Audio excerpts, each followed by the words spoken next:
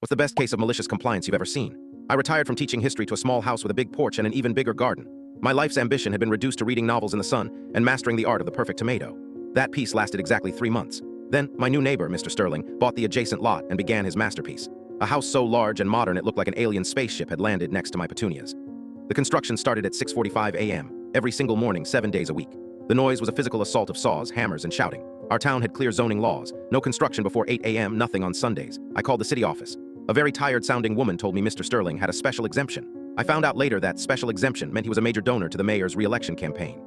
My formal complaints vanished into a black hole of bureaucracy. I'd send certified letters, they'd go unanswered. I'd call, I'd be put on hold indefinitely. Sterling himself was a monument to arrogance. He once saw me in my garden and shouted over the fence, "Progress is loud, old man, get used to it." He was the kind of man who believed rules were just suggestions for people without his money. That's when I stopped trying to fight him on his terms. He was a rich man who knew politics.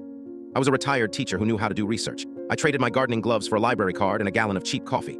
I started at the city planning office, digging through dusty archives that smelled like vanilla and decay.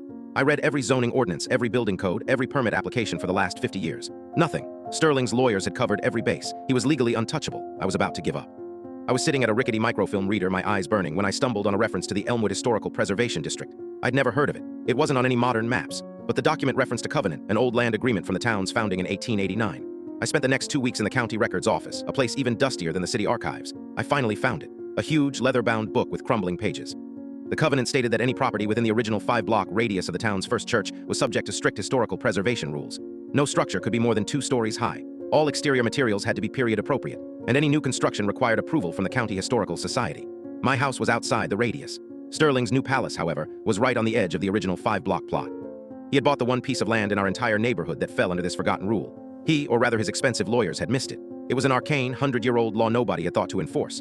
I spent another month building my case. I took hundreds of photos of his 3-story steel and glass monstrosity. I documented the non-period materials. I compiled a timeline of the construction. I didn't go to City Hall. I didn't call the mayor.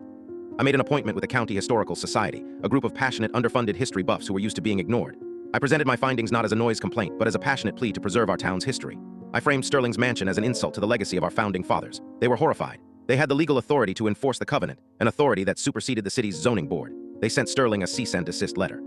He ignored it. They filed an injunction. His lawyers fought it, but the old law was ironclad. A judge, a history major in college, took one look at the original covenant and sided with the society.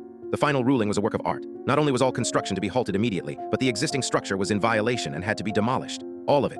The fines for violating the covenant were retroactive, calculated daily from the moment they broke ground. I heard the final amount was just shy of $250,000. The demolition was much quieter than the construction. Sterling sold the now empty lot at a massive loss 6 months later. The lot is now a community garden managed by the Historical Society.